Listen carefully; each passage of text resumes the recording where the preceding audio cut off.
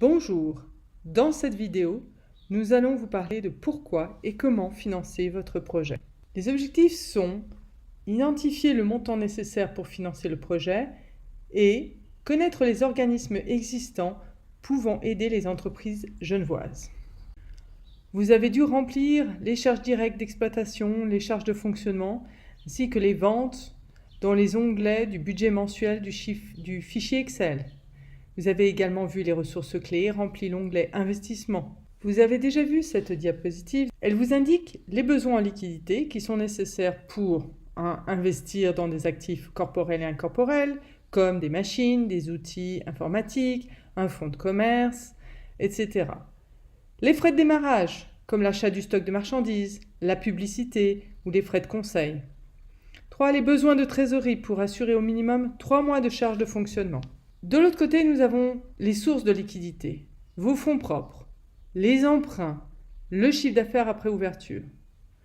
La question est donc, si le montant des fonds propres est-il suffisant pour couvrir tous ces besoins ou faut-il emprunter? Si les fonds propres disponibles ne sont pas suffisants, il faudrait alors emprunter, mais combien?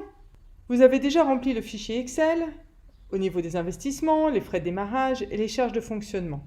Dans l'onglet Financement, vous aurez les informations nécessaires pour identifier également le besoin de trésorerie, c'est-à-dire les 3 mois de charges de fonctionnement. Dans cet onglet, vous pourrez ainsi identifier le montant du prêt nécessaire. Suivant la courbe de la trésorerie dans le dernier onglet du fichier Excel, vous pourrez analyser si le besoin du financement est nécessaire au démarrage ou tout au long de l'activité. Ce qu'il faut remarquer, c'est qu'au démarrage, vous aurez peut-être besoin d'un financement si vous vous rendez compte que les besoins en liquidité sont supérieurs aux sources. Mais tout au long de l'activité, si le besoin de trésorerie pour assurer les 3 mois de charge n'est pas suffisant ou si la liquidité est proche de zéro, alors de même vous aurez besoin d'un financement. Comment est-ce qu'on peut financer son entreprise en Suisse? Aujourd'hui, les banques prêtent rarement. Après le démarrage, s'il s'avère que vous êtes un bon payeur et pour pallier à un manque de liquidité parce qu'un client tarde à vous payer, votre banque peut augmenter votre ligne de crédit et vous permettre de dépenser un peu plus, sachant que votre client vous payera dans les mois à venir. Si les banques prêtent rarement, il existe quand même des organismes de prêt. Nous vous donnerons quelques exemples dans une prochaine diapositive. Selon le type d'entreprise que vous voulez ouvrir, il faut tout d'abord penser aux 3 F, Family, Friends and Fools, ce que l'on appelle du love money, soit en prêt ou en don auprès de la famille ou des amis.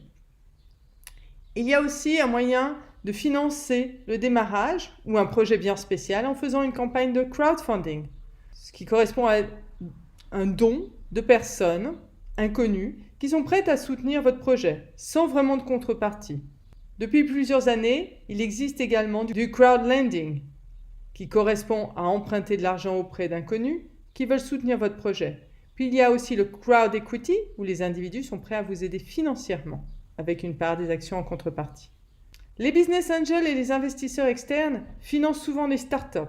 Leurs attentes sont souvent d'avoir un retour de minimum 7% de leur mise. Une autre solution lorsque l'on manque de liquidité, c'est le factoring. Vous vendez vos factures clientes ouvertes à un organisme qui vous donne l'équivalent des factures non payées de manière immédiate, moins évidemment les frais de gestion. Et c'est cet organisme qui se chargera de récupérer l'argent auprès de vos clients. Donc cela vous permet d'avoir de la liquidité pour continuer votre activité. Voici quelques organismes prêteurs.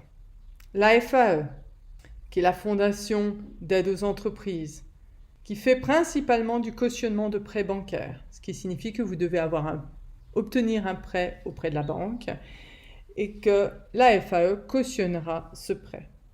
La Fondetech, qui prête de l'argent aux entreprises, mais seulement aux entreprises qui auront leurs locaux dans la ville de Genève et non dans le canton.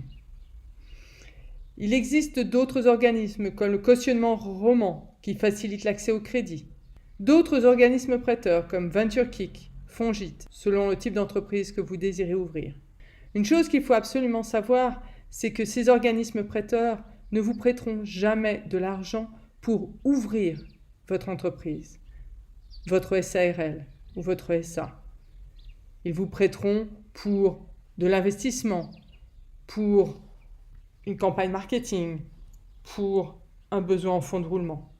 Au niveau des incubateurs et organismes d'accompagnement, suivant le genre ou le type d'entreprise que vous avez, le projet, s'il est dans l'innovation technologique, les sciences de la vie, l'innovation, vous pouvez à Genève et en Suisse romande faire appel à certains incubateurs, Fongit, OPI, Génilem. Si vous avez toujours un projet de recherche innovant, il existe plusieurs dispositifs de soutien.